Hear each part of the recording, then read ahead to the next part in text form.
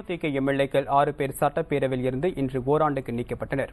கடந்த மாதம் 2ஆம் தேதி சட்டப்பேரவையில் தேமுதிக மற்றும் அதிருப்தி தேமுதிக எம்எல்ஏக்களுக்கிடையே மோதல் ஏற்பட்டது. இதற்காக சந்திரகுமார், முருகேசன், பார்த்தசாரதி, நல்லதம்பி, செந்தில்குமார் மற்றும் அருள் செல்வன் ஆகியோர் நீக்கப்பட்டனர்.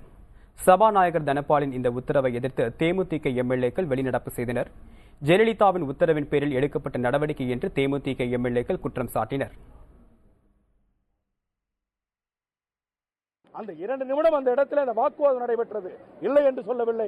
ஆனால் நடந்தது வாக்குவாதம். அந்த 2 நிமிடம் நடந்த அந்த வாக்குவாதத்தை ஒட்டுமொத்தமாக வெளியே காண்பிக்காமல் சரியாக 38 நிமிடங்கள் மட்டுமே ஓடக்கூடிய அவர்களுக்கு சாதகமாக இருக்கக்கூடிய ஒரு காட்சியை மட்டும் பத்திரிகைகளுக்கும் ஊடகங்களுக்கும் கொடுத்து இந்த ஜனநாயக படுகொலையை செய்திருக்கிறார்கள்.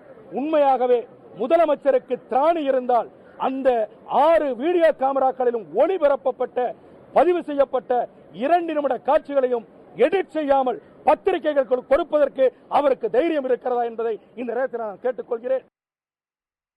தேமுதிக உறுப்பினர்கள் நீக்கப்பட்டதற்கு எதிர்ப்பு தெரிவித்து எதிர்க்கட்சிகளை சேர்ந்த உறுப்பினர்கள் வெளிநடப்பு செய்தனர்.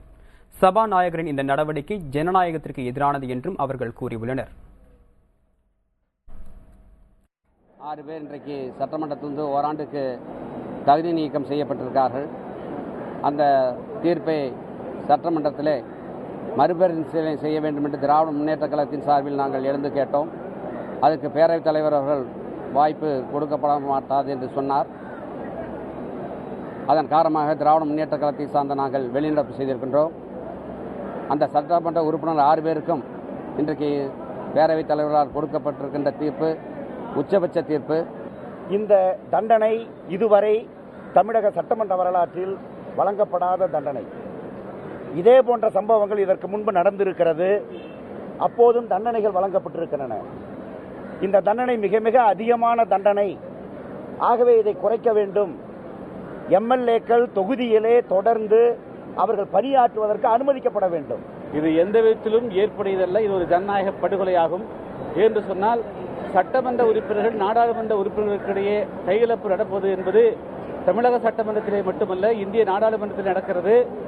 உலகெங்கும் இருக்கக்கூடிய நாடாளுமன்றங்கள் வளர்ந்த ஜனநாயக நாடுகளில் கூட இதுபோல கைகலப்புகள் நடப்பதெல்லாம் சாதாரணமான விஷயங்கள். இதற்காக ஓராண்டு காலம் 6 உறுப்பினர்களை தண்டிப்பது என்பது எந்த விதத்திலும் ஏற்றுக்கொள்ள முடியாது. சட்டப்பேரவையில் இருந்து தேமுதிக எம்எல்ஏக்கள் 6 பேர் தற்காலிக நீக்கம் செய்யப்பட்டு இருப்பது சரியான நடவடிக்கைதான் என சமத்துவ மக்கள் கட்சித் தலைவர் சரத்குமார் தெரிவித்துள்ளார். பேரவையில் உறுப்பினர்கள் நாகரிகமாக நடந்து கொள்ள வேண்டும் என்றும் அவர் வலியுறுத்தினார். மைக்கேல் ராயப்பன் அவர்களை அவர் இருக்கும் இடத்திற்கே சென்று தாக்க முயன்றது அனைவரும் பார்த்த ஒன்றுதான். ஆக வீடியோ காட்சிகளை பார்த்த பிறகு உரிமைக்குழு அதன் மீது நடவடிக்கை எடுத்து இந்த நடவடிக்கையின் அடிப்படையில் அவர்களை நீக்கி வைப்பதற்காக முடிவுகள் எடுத்திருக்கிறார்கள்.